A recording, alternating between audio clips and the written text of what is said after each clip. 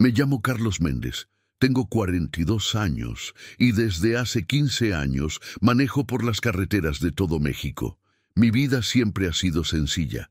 Despertar de madrugada, tomar la carretera, entregar la carga y regresar a casa en Mérida, Yucatán, donde mi esposa Marlene y mi hijo Gustavo me esperan.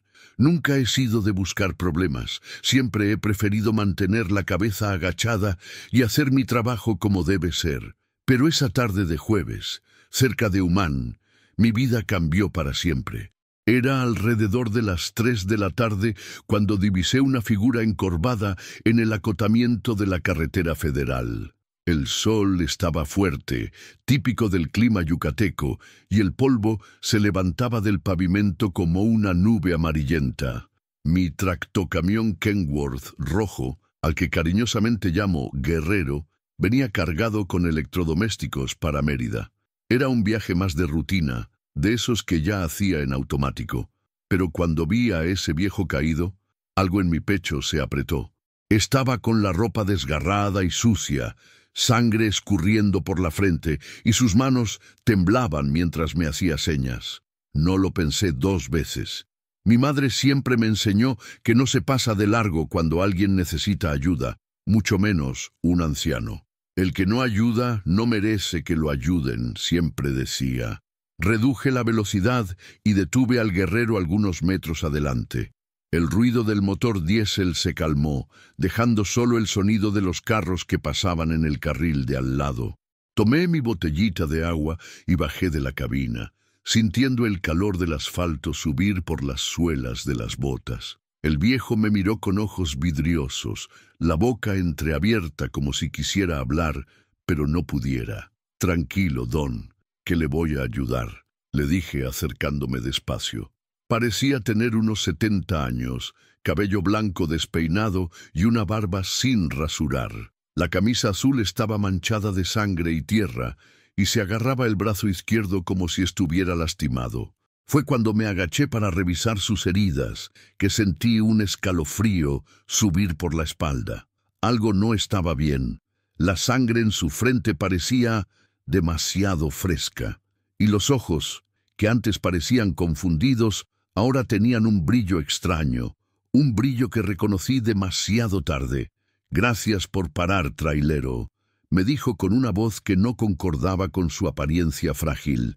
Y entonces sonrió, una sonrisa que me heló la sangre. Fue cuando escuché el ruido de las ramas quebrándose detrás de mí. Volteé y vi a 2 hombres saliendo del monte que estaba al lado de la carretera. Ambos empuñaban pistolas y caminaban hacia mí con la confianza de quien ya había hecho eso muchas veces antes. «No te muevas, trailero», gritó el más alto, un tipo flaco con tatuaje en el cuello. «Quédate ahí quietecito que nadie se lastima».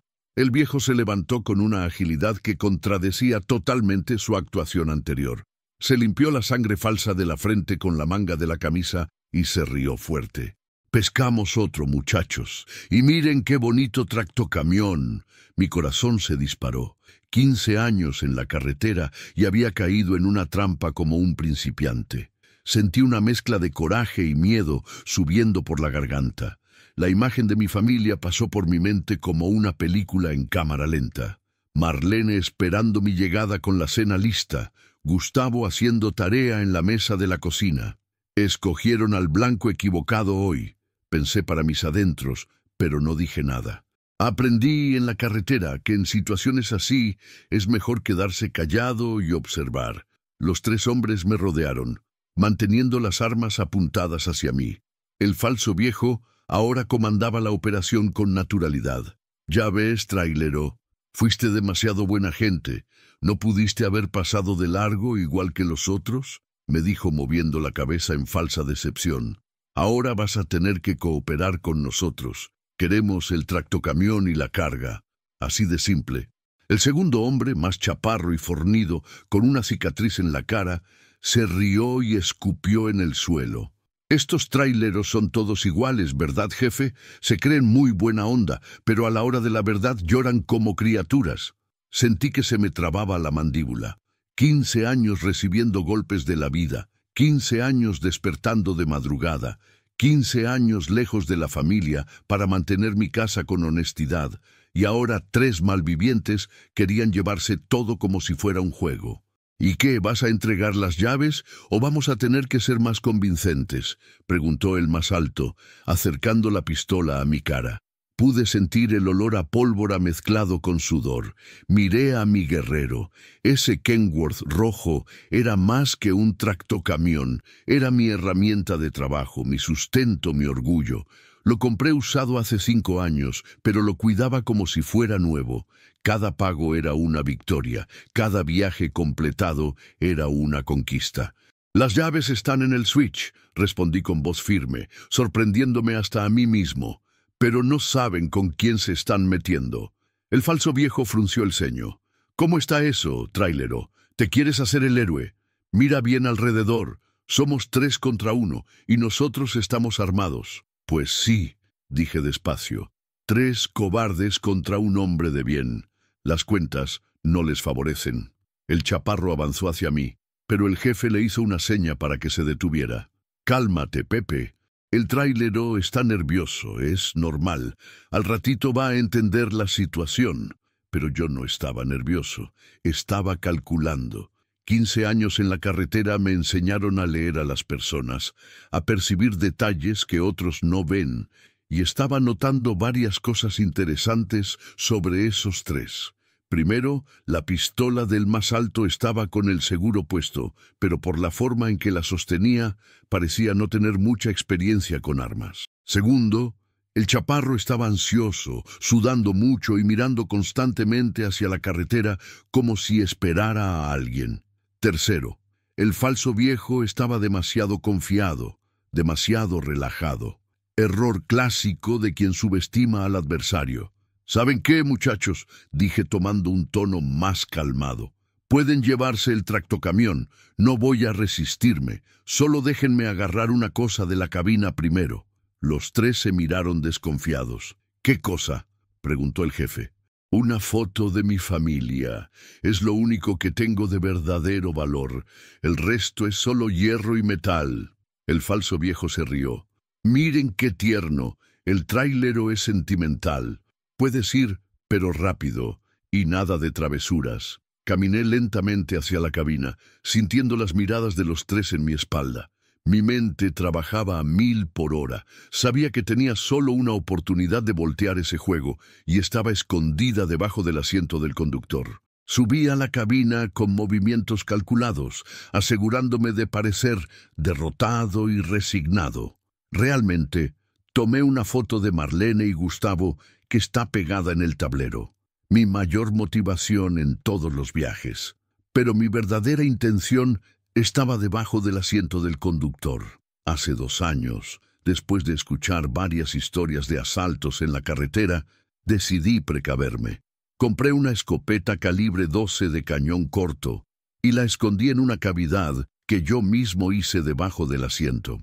Nunca necesité usarla, pero siempre supe que algún día podría salvarme la vida. «Órale, trailero, no tenemos todo el día», gritó el chaparro desde afuera. Ya voy», respondí, abriendo discretamente el compartimento. Sentí el metal frío de la escopeta en mis manos. Mi corazón latía fuerte, pero mi mente estaba clara. Eran ellos o yo, y yo tenía una familia esperándome en casa. Bajé de la cabina sosteniendo solo la foto, manteniendo el arma escondida detrás de la espalda. Los 3 seguían en la misma posición, demasiado confiados en su superioridad numérica. «Listo. Agarré lo que quería», dije mostrando la foto. «Ahora pueden llevarse el tractocamión». El falso viejo se acercó, curioso por ver la imagen. «Déjame ver esa familia bonita que tanto quieres», fue el error que estaba esperando.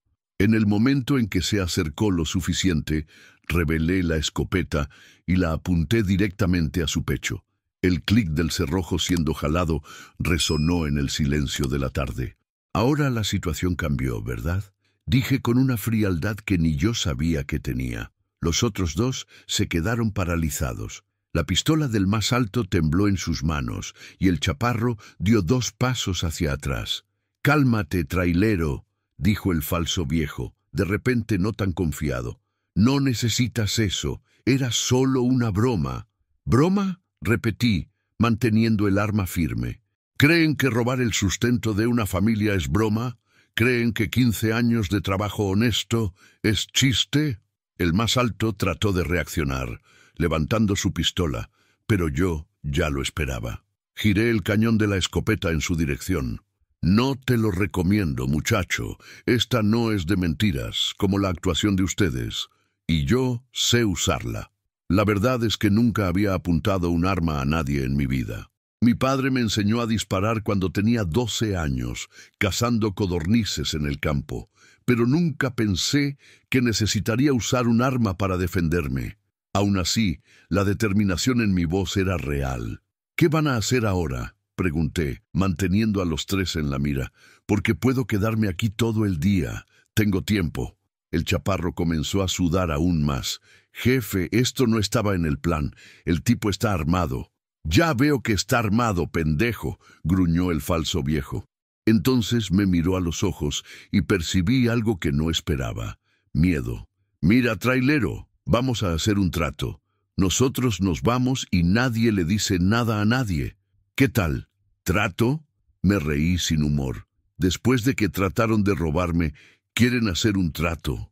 ¿Ya pensaron en cuánta gente ha caído en esta trampa? ¿Cuántas familias han sufrido por culpa de ustedes? El coraje que tenía guardado en el pecho comenzó a salir. No era solo coraje por el intento de asalto, sino coraje por toda la injusticia que veía en las carreteras, por todos los trabajadores honestos que eran perjudicados por gente sin carácter. ¿Saben qué?, dije, manteniendo la escopeta apuntada hacia ellos. Van a tirar esas armas al suelo, muy despacio, y se van a sentar ahí en la banqueta. Voy a llamar a la policía. ¡No! ¡No puedes hacer eso!, gritó el chaparro desesperado. Yo también tengo familia. Mis hijos dependen de mí. ¿Dependen de ti? ¿Para qué? ¿Para aprender a robar también?, le repliqué. Ustedes escogieron el camino equivocado. Fue cuando algo inesperado pasó. Una patrulla de la policía estatal apareció en la curva, viniendo en nuestra dirección. El sonido de la sirena hizo que todos volteáramos hacia la carretera. Mi corazón se disparó. ¿Acaso alguien había llamado a la policía? El carro se detuvo algunos metros adelante y dos policías bajaron rápidamente, ya con las armas en las manos. Uno de ellos era oficial, por lo que pude ver en los hombros del uniforme, y el otro era un elemento joven. «¡Tiren las armas! ¡Todos al suelo!», gritó el oficial. La situación se puso confusa por algunos segundos. Yo estaba con la escopeta, los bandidos tenían pistolas, y ahora había dos policías en el juego. Rápidamente levanté una de las manos, manteniendo la escopeta baja. «Soy yo quien necesita ayuda, oficial. Ellos trataron de asaltarme», grité. El elemento joven parecía confundido, pero el oficial, un hombre experimentado de unos 50 años, rápidamente evaluó la situación. Vio mi tractocamión, vio la ropa de los bandidos, vio mi postura defensiva. «¿Usted es el trailero?», me preguntó. «Sí, señor. Carlos Méndez. Ellos armaron una emboscada. Fingieron que el viejo estaba lastimado para que me detuviera. El falso viejo intentó una última jugada». «No es verdad, oficial. Nosotros solo estábamos platicando cuando este loco apareció con esa escopeta amenazándonos». Pero el oficial no era novato. Miró la ropa sucia del falso viejo, el nerviosismo de los otros dos, mi postura claramente defensiva. «¿En serio?», preguntó irónicamente. «¿Y estaban platicando de qué? Del precio del frijol. Querían llevarse mi tractocamión, oficial. Tengo 15 años en la carretera. Nunca me he metido en problemas. Solo me detuve para ayudar a lo que pensé que era un anciano lastimado». El policía más joven se acercó cautelosamente a los bandidos. «Oficial, encontré esto en el suelo», dijo mostrando una pequeña bolsa de plástico con un líquido rojo. «Parece ser sangre falsa». La mentira de los bandidos se desplomó completamente. El falso viejo bajó la cabeza, derrotado. Los otros dos se miraron, sabiendo que ya no había forma de negar. «Bueno, ahora sabemos quién estaba mintiendo», dijo el oficial. «Ustedes tres, al carro, y usted, trailero, puede bajar el arma. La situación está controlada. Sentí un alivio inmenso apoderándose de mi cuerpo. Las piernas se me pusieron temblorosas y solo entonces me di cuenta de que estaba temblando. La adrenalina que me mantenía firme comenzó a disminuir y la realidad de lo que había pasado me pegó fuerte. Gracias, oficial, muchas gracias. No hay de qué, para eso estamos aquí. Mientras los policías esposaban a los 3 bandidos, el oficial se acercó a mí. ¿Puedo ver su documentación y la del tractocamión? Fui hasta la cabina por los documentos, pero mis manos aún temblaban. El oficial se dio cuenta. ¿Primera vez pasando por esto?, preguntó. Primera y espero que sea la última, respondí. 15 años en la carretera y nunca había visto algo así. Hizo lo correcto, Carlos, me dijo el oficial después de revisar mis documentos. Pero también tuvo suerte. Estos 3 ya los teníamos en la mira desde hace meses. Recibimos varias denuncias de asaltos en esta región, pero nunca pudimos agarrarlos en flagrancia. Miré a los bandidos siendo metidos en la patrulla. El falso viejo me lanzó una mirada de coraje, pero no dijo nada. Los otros 2 parecían resignados con la situación. ¿A cuánta gente han asaltado?, pregunté. Por lo que sabemos, al menos a 15 tráileros en los últimos 6 meses. Siempre el mismo esquema. El viejo finge estar lastimado, los otros se esconden en el monte. La mayoría de los conductores entrega todo sin resistirse. ¿Y por qué yo me resistí? Me pregunté más a mí mismo que al oficial. Porque tenía algo por lo que luchar, me respondió. Vi la foto de su familia en la cabina. Un hombre con familia lucha diferente. El elemento joven se acercó a nosotros. Oficial, quieren hablar con usted. Caminamos hasta la patrulla. El falso viejo estaba sentado en el asiento trasero, cabeza agachada. ¿Qué quieren?, preguntó el oficial. Queremos hacer un trato, dijo el chaparro. Nosotros contamos dónde están las cargas que robamos, a cambio de una pena menor. Mis ojos se abrieron grandes. ¿Todavía tienen las cargas de todos los traileros que asaltaron? No todas, respondió el falso viejo, pero la mayoría sí. Tenemos una bodega escondida en la zona rural. El oficial me miró. ¿Quiere acompañarnos hasta allá? Va a ser importante tener un testigo. Miré el reloj. Ya pasaban de las 5 de la tarde y le había prometido a Marlene que llegaría a casa antes de las 8. Pero algo me decía que necesitaba ver esto hasta el final. Sí voy, oficial, pero necesito llamar a mi esposa. Tomé el celular y marqué a casa. Marlene contestó al segundo timbrazo. Hola, amor, ¿ya vienes llegando? Marlene, pasó algo aquí. Me voy a tardar un poco, pero estoy bien. ¿Qué cosa? ¿De verdad estás bien? Sí estoy. Te cuento todo cuando llegue. Solo no te preocupes, ¿sí? Carlos, me estás preocupando. ¿Qué pasó? Después te explico todo bien. Te amo. Yo también te amo. Ten cuidado. Colgué el teléfono con el corazón apretado. Odiaba preocupar a Marlene, pero sabía que entendería cuando supiera toda la historia. Seguimos en convoy, la patrulla adelante, mi guerrero atrás.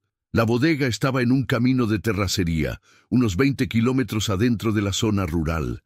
El lugar estaba aislado, perfecto para esconder productos robados. Cuando llegamos, no podía creer lo que veía. La bodega era enorme y estaba llena de mercancías. Electrodomésticos, autopartes, productos alimenticios, material de construcción.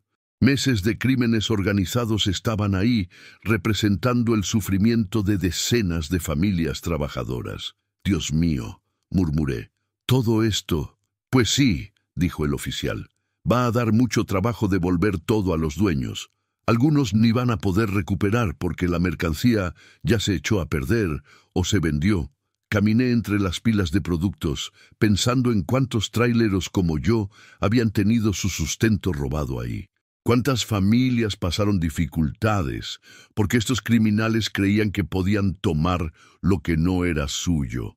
Mientras los policías hacían el inventario de las mercancías encontradas, yo seguía caminando por la bodega, observando todo con una mezcla de tristeza y coraje. Fue cuando vi algo que me hizo parar en seco. Una caja con el nombre Transportes Méndez, escrito a mano. Mi corazón se disparó. Transportes Méndez era el nombre de la pequeña empresa de mi primo Junior, que también era trailero. Hablábamos poco, pero sabía que trabajaba en la zona metropolitana de Mérida. ¡Oficial!, grité, señalando la caja. Esa caja tiene el nombre de la empresa de mi primo. El policía se acercó y examinó el empaque. Vamos a abrirla para ver qué tiene adentro. Cuando abrieron la caja, encontramos documentos, licencia de manejo y una cadena de oro que reconocí inmediatamente. Era la cadena que Junior había recibido de su madre, mi tía Concepción, el día que sacó la licencia de manejo. Esa cadena es de mi primo Junior, dije con voz temblorosa. Él nunca se la quitaría del cuello. ¡Nunca! El oficial tomó la licencia de manejo y revisó el nombre. Junior Méndez Silva. La foto era de él mismo, sonriendo como siempre hacía en las fotos. ¿Cuándo fue la última vez que habló con su primo?, preguntó el oficial. Pensé un poco. Hace como 2 meses. Él siempre le hablaba a mi mamá los domingos, pero ella comentó que ya no había hablado. Un frío en el estómago se apoderó de mí. El oficial y el elemento se miraron con una expresión seria. «Voy a traer a estos 3 para platicar», dijo el oficial, caminando hacia la patrulla. Trajo al falso viejo esposado hasta donde estábamos. Le mostró la cadena de oro. «¿Conoces esto?». El hombre se puso pálido, más pálido de lo que ya estaba. Comenzó a tartamudear. Yo nunca había visto eso. «No me mientas», dijo el oficial con voz firme. «¿Dónde está el dueño de esta cadena?». El silencio que siguió fue ensordecedor. Sentí que las piernas se me debilitaron. Sabía que la respuesta que estaba por venir cambiaría todo. Él se defendió», murmuró el falso viejo, sin poder mirarme a los ojos. «No tenía que haber pasado eso. Él también estaba armado, igual que usted. Pero cuando sacó el arma, ¿qué le pasó a mi primo?», pregunté, sintiendo que la voz me salía ronca de la garganta. «Pepe le disparó. Fue en defensa propia. Él nos iba a disparar». Mi mundo se desplomó. Junior estaba muerto. Mi primo, que tenía la misma edad que yo, que comenzó a trabajar como trailero en la misma época, que tenía una hija pequeña que criar, estaba muerto por culpa de estos criminales. «¿Dónde está el cuerpo?», preguntó el oficial. Nosotros lo enterramos allá atrás, en el monte». Me caí de rodillas en el piso de cemento de la bodega. La cadena de oro en mi mano pesaba como si fuera de plomo. Pensé en mi tía Concepción, que aún no sabía que había perdido a su hijo. Pensé en Julia, la hija de Junior, que con apenas 8 años se quedaría huérfana de padre. «Carlos, lo siento mucho», dijo el oficial, poniendo la mano en mi hombro. Me levanté despacio, limpiándome las lágrimas que no me di cuenta de que estaban cayendo. Miré al asesino de mi primo, que mantenía la cabeza agachada. «¿Por qué hicieron esto?», pregunté. Él tenía una hija pequeña, una hija que ahora va a crecer sin papá. «Nosotros no queríamos matar a nadie», dijo el falso viejo. «Era solo para agarrar los tractocamiones y venderlos, pero su primo se defendió. Se defendió porque ustedes lo estaban robando, porque él trabajaba honestamente y ustedes querían llevarse todo». El coraje que sentí fue diferente a todo lo que había experimentado en mi vida. Era una mezcla de dolor, indignación y un deseo de justicia que quemaba en el pecho como fuego. El oficial llamó refuerzos y un equipo especializado para localizar el cuerpo de Junior. Mientras esperábamos, me quedé sentado en la caja de mi tractocamión, sosteniendo la cadena de oro y pensando en cómo le iba a contar eso a la familia. «Carlos», dijo el oficial acercándose, «sé que está siendo difícil, pero voy a necesitar que mantenga la calma. Estos hombres van a responder por sus crímenes, incluyendo el homicidio de su primo. Oficial, ¿puedo hacer una pregunta? ¿Cómo supieron que estaba pasando algo aquí hoy?» Recibimos una denuncia anónima.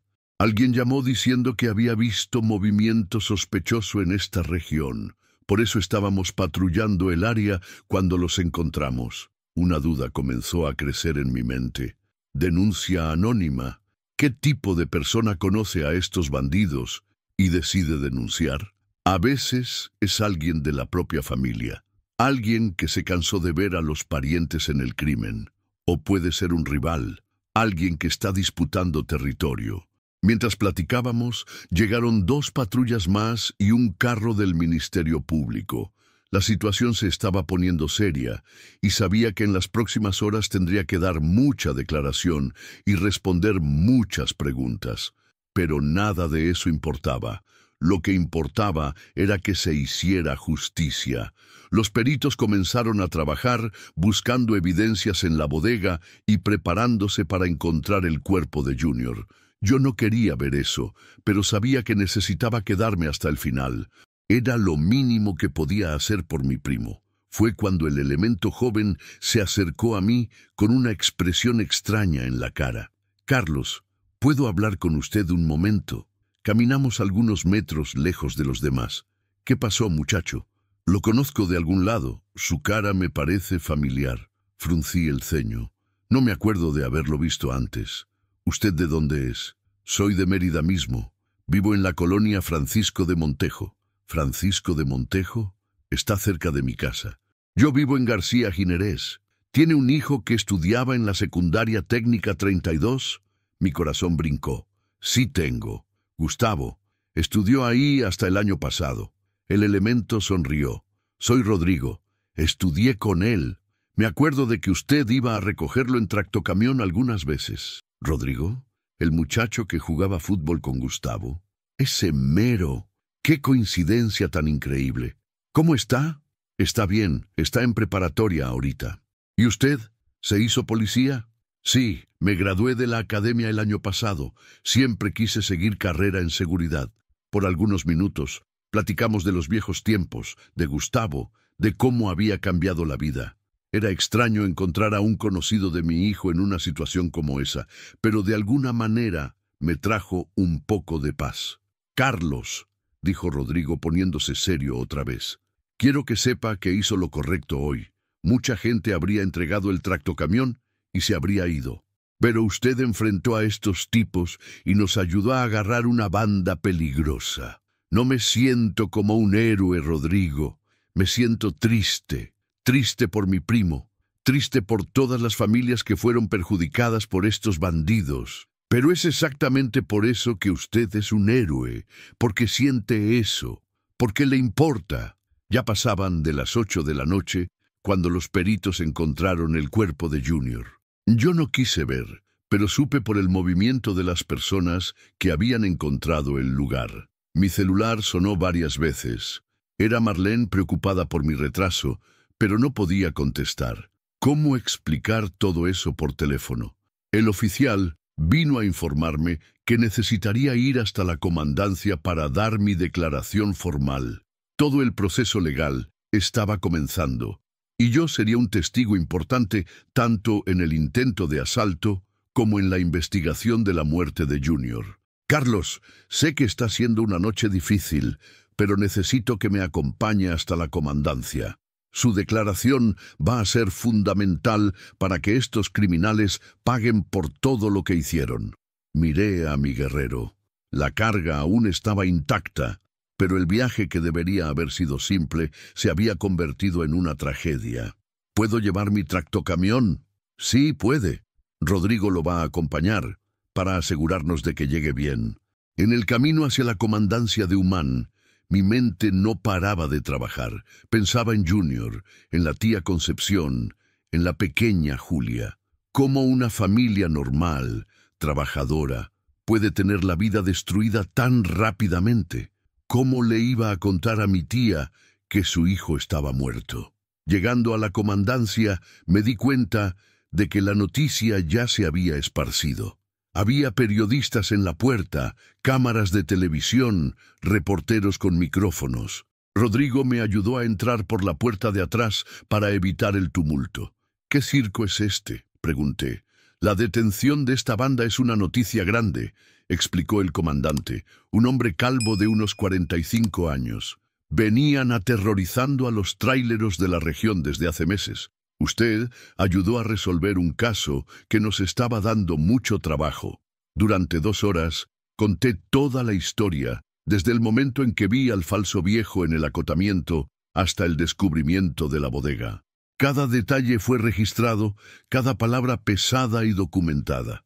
Era como revivir todo otra vez, solo que esta vez de forma oficial. «Carlos, necesito preguntarle sobre la escopeta», dijo el comandante. «¿Tiene permiso para portar armas?» «No tengo, comandante. La compré hace 2 años para defenderme, pero nunca imaginé que fuera a necesitar usarla». «Entiendo. Dadas las circunstancias, usted actuó en legítima defensa. Pero voy a tener que decomisar el arma para peritaje». «Está bien, comandante. Solo quiero que se haga justicia». Cuando finalmente terminé de dar la declaración, ya pasaba de la medianoche. Rodrigo me acompañó hasta el estacionamiento de la comandancia. «Carlos, ¿va a estar bien manejando? Fue un día pesado». «Sí, voy a estar bien, Rodrigo. Necesito llegar a casa. Mi familia me está esperando». «Mándele saludos a Gustavo. Dígale que Rodrigo de la escuela preguntó por él». «Se los mando. Y gracias por todo hoy. Fuiste un ángel en mi vida». El viaje de regreso a Mérida fue el más largo de mi vida. Cada kilómetro parecía durar una eternidad. El guerrero ronconeaba suavemente en la carretera vacía, pero mi mente estaba lejos de ahí. Estaba pensando en cómo las cosas podrían haber sido diferentes. ¿Y si hubiera pasado de largo, igual que los otros tráileros? ¿Y si no hubiera tenido la escopeta escondida? ¿Y si la policía no hubiera aparecido en el momento justo? Pero principalmente, estaba pensando en Junior. La última vez que platicamos, estaba preocupado por la situación de las carreteras, diciendo que se estaba poniendo demasiado peligroso. «Carlos, creo que voy a buscar otro trabajo», me había dicho. «Este negocio del transporte ya no vale la pena». Si tan solo hubiera escuchado su propia intuición. Llegué a casa a las 2 de la madrugada. La casa estaba oscura, pero vi una luz prendida en la ventana de la sala. Marlene me estaba esperando despierta, como siempre hacía cuando me tardaba mucho. Estacioné el Guerrero en el garaje y me quedé algunos minutos sentado en la cabina, respirando profundo y tratando de encontrar fuerzas para enfrentar lo que estaba por venir. Cuando abrí la puerta de casa, Marlene vino corriendo hacia mí. Sus ojos estaban rojos de tanto llorar. «Carlos, Dios mío, qué susto me diste. Vi en el noticiero de la noche. Dijeron que había pasado un asalto en la carretera, que había tráilero involucrado. Pensé que...». No pude decir nada. Solo la abracé fuerte, sintiendo el calor de su cuerpo, el perfume familiar, la seguridad de estar en casa. Era como si apenas en ese momento me diera cuenta de que podría haber muerto hoy, que podría nunca más haber abrazado a mi esposa. «Tranquila, amor. Estoy bien, estoy aquí». «Cuenta todo. ¿Qué pasó?» Nos sentamos en el sillón de la sala y le conté toda la historia, desde el momento en que vi al falso viejo hasta el descubrimiento de la muerte de Junior. Marlene lloró cuando supo del primo, se enojó cuando le conté sobre la emboscada y me abrazó más fuerte cuando entendió el peligro por el que había pasado. «Podrías haber muerto, Carlos. Podrías haber dejado a Gustavo y a mí solos». «Lo sé, amor. Pero no podía pasar de largo viendo a una persona que necesitaba ayuda. No habría podido vivir conmigo mismo. ¿Y si te hubieran matado a ti también? Pero no me mataron. Dios estaba conmigo hoy. Tenía que ser yo el que se detuviera a esa hora. Tenía que ser yo el que ayudara a la policía a agarrar a esos criminales». Gustavo apareció en la sala, con los ojos hinchados de sueño. «Papá, ¿qué horas son? ¿Por qué están platicando tan quedito?» Miré a mi hijo de 16 años, tan parecido a mí a la misma edad, cabello negro despeinado, ojos despiertos, la curiosidad natural de la juventud. ¿Cómo explicarle que el mundo podía ser tan cruel? «Ven acá, mijo. Necesito contarte algo». Gustavo se sentó entre nosotros en el sillón y le conté una versión más suave de la historia. Le platiqué sobre el asalto, sobre cómo logré defenderme, pero le ahorré los detalles más violentos. Cuando mencioné la muerte del primo Junior, vi que se le llenaron los ojos de lágrimas. ¿Se murió el tío Junior, papá? Se murió, mijo, pero los hombres que hicieron eso fueron arrestados. Van a pagar por lo que hicieron. ¿Y Julia? ¿Qué va a pasar con ella? Era una pregunta para la que aún no tenía respuesta. La niña tenía apenas 8 años y ahora estaba huérfana de padre. Su madre había muerto cuando ella nació, y Junior criaba a su hija solo con la ayuda de mi tía Concepción. La vamos a ayudar, mijo. Nuestra familia va a cuidar a Julia. Marlene me miró a los ojos y asintió. No necesitábamos platicar sobre eso. Ambos sabíamos que era nuestra obligación ayudar a la hija de Junior. Mañana voy a tener que ir a casa de la abuela Concepción, dije. Le voy a tener que contar lo que pasó. ¿Quieres que vaya contigo?, preguntó Marlene. Sí, quiero. Va a estar difícil. Nos quedamos platicando hasta que amaneció.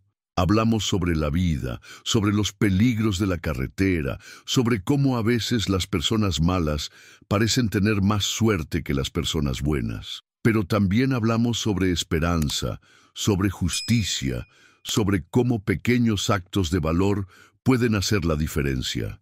Cuando salió el sol, estaba agotado físicamente, pero de alguna manera sentía una paz en el corazón. Había hecho lo correcto. Había ayudado a quitar a 3 criminales de las calles.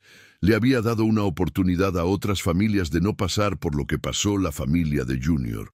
El teléfono sonó a las 7 de la mañana. Era el comandante. Carlos, buenos días. Sé que no durmió mucho, pero tengo una noticia importante. Los 3 confesaron todo. Contaron sobre otros crímenes, otros tráileros que asaltaron. Su declaración fue fundamental para cerrar el caso. ¿Y cuánto tiempo van a estar presos? Por el homicidio de su primo y los otros crímenes. Probablemente van a agarrar de 15 a 20 años cada uno. No van a molestar a nadie más por mucho tiempo. Sentí un alivio enorme. No iba a traer a Junior de vuelta, pero al menos otros tráileros estarían seguros. 3 meses pasaron desde esa tarde fatídica en la carretera hacia Humán. Muchas cosas cambiaron en mi vida desde entonces. La historia se regó entre los tráileros de la región, y donde quiera que parara, alguien venía a platicar conmigo sobre lo que había pasado. Algunos me decían héroe, otros decían que tuve suerte. Yo prefería pensar que solo hice lo que cualquier persona decente habría hecho. La pequeña Julia vino a vivir con nosotros. Mi tía Concepción, a los 75 años, ya no tenía condiciones de criar a una criatura. Entonces, decidimos que estaría mejor en nuestra casa. Fue una adaptación difícil al principio. La niña estaba traumatizada por la pérdida de su papá, y le tomó semanas poder dormir sin tener pesadillas. Pero poco a poco, con mucho cariño de Marlene y juegos con Gustavo, se fue adaptando. Tío Carlos, me dijo una tarde de domingo, ¿crees que mi papá está orgulloso de mí? Estoy seguro de que sí, princesa. Tu papá está en el cielo cuidándote todos los días, y tú me vas a cuidar para siempre. Para siempre, Julia. Tú ahora también eres nuestra hija. El proceso criminal contra los 3 bandidos estaba avanzando. El abogado me dijo que el juicio sería el próximo año, y que tendría que testificar otra vez. No estaba ansioso por revivir todo eso, pero sabía que era necesario para que se hiciera justicia completamente. Una cosa interesante pasó algunas semanas después del arresto. Recibí la visita de otros tráileros que habían sido asaltados por la misma banda. Vinieron a agradecerme por haber tenido el valor de enfrentar a los bandidos. Uno de ellos, don Antonio de Valladolid, lloró cuando me contó que había perdido una carga de medicinas que era para el centro de salud de su pueblo. Por culpa de esos malditos, hubo gente que se quedó sin medicina, me dijo. Usted hizo justicia por todos nosotros. Decidí hacer un cambio importante en mi vida profesional. En lugar de trabajar solo como independiente, me asocié con una cooperativa de tráileros. La idea era crear una red de apoyo mutuo, donde todos se ayudaran y se protegieran. Instalamos radios en los tractocamiones para mantener contacto constante y creamos un sistema de rutas seguras. La unión hace la fuerza, siempre decía mi papá, y ahora entendía completamente lo que eso significaba. Rodrigo, el elemento que me ayudó ese día, se volvió amigo de la familia. Venía a cenar a casa de vez en cuando, y Gustavo se sentía orgulloso de contarles a los amigos que conocía a un policía estatal. «Tío Rodrigo», le preguntó Julia en una de esas visitas, «¿tú solo arrestas a bandidos malos?» «Solo a los malos, princesa. A los hombres buenos, como tu tío Carlos, nosotros los protegemos». En la noche de ese domingo, después de que Rodrigo se fue y los niños se fueron a dormir, Marlene y yo nos quedamos platicando en el patio. Era una noche estrellada, típica del clima yucateco, y el aire estaba fresco. «¿Te arrepientes de haberte detenido para ayudar a ese hombre?», me preguntó. Pensé por un momento antes de responder. «No, amor, no me arrepiento. Si hubiera pasado de largo, esos bandidos habrían seguido robando y matando gente inocente, y Junior habría muerto en vano. Pero tú también podrías haber muerto». «Sí podría, pero no morí. Y ahora tenemos 2 niños en casa en lugar de 1, tenemos nuevos amigos, y sé que hice la diferencia en la vida de muchas personas». Marlene sonrió y tomó mi mano. «Siempre fuiste un hombre bueno, Carlos, pero después de ese día te volviste un hombre aún mejor». Miré las estrellas en el cielo y pensé en Junior. Me lo imaginé sonriendo, sabiendo que su hija estaba siendo bien cuidada, que los hombres que lo mataron estaban pagando por sus crímenes, y que su muerte no fue completamente en vano. «Gracias, primo», murmuré bajito. «Gracias por enseñarme que a veces hay que luchar por lo que es correcto, aunque sea peligroso». Al final de cuentas, esa tarde terrible en la carretera hacia Humán me enseñó más sobre la vida que 15 años manejando por México. Me enseñó que el valor no es no tener miedo, sino hacer lo correcto aunque se tenga miedo. Me enseñó que una familia puede crecer de formas inesperadas. Y me enseñó que por más cruel que pueda ser el mundo a veces, siempre hay espacio para la bondad, para la justicia y para el amor. Hoy, cuando paso por ese tramo de la carretera federal donde todo pasó, siempre hago una oración silenciosa. Una oración por Junior, por las familias que fueron perjudicadas por los criminales, y un agradecimiento a Dios por haberme dado fuerza para hacer lo correcto en ese momento. La carretera sigue siendo mi vida, pero ahora tiene un significado diferente. No es solo un trabajo, es una misión de llevar no solo cargas de un lugar a otro, sino también esperanza, solidaridad y la certeza de que aún existen personas buenas en el mundo. Y cuando la pequeña Julia crezca y me pregunte sobre su papá, le voy a contar que fue un hombre honesto, trabajador y valiente. Un hombre que murió luchando por lo que era suyo por derecho. Y que su memoria vive en cada acto de bondad que hacemos, en cada mano que extendemos para ayudar a quien necesita, y en cada vez que escogemos hacer lo que es correcto, aunque sea difícil. Esta es mi historia. La historia de cómo una tarde de trabajo se transformó en una lección de vida. Una historia sobre el precio de la bondad, pero también sobre el valor incalculable de hacer lo correcto. Si has llegado hasta aquí y quieres ver más historias como esta, te invito a suscribirte al canal y activar la campanita de notificaciones para no perderte ninguna historia. Deja tu like para que podamos seguir compartiendo más historias como esta.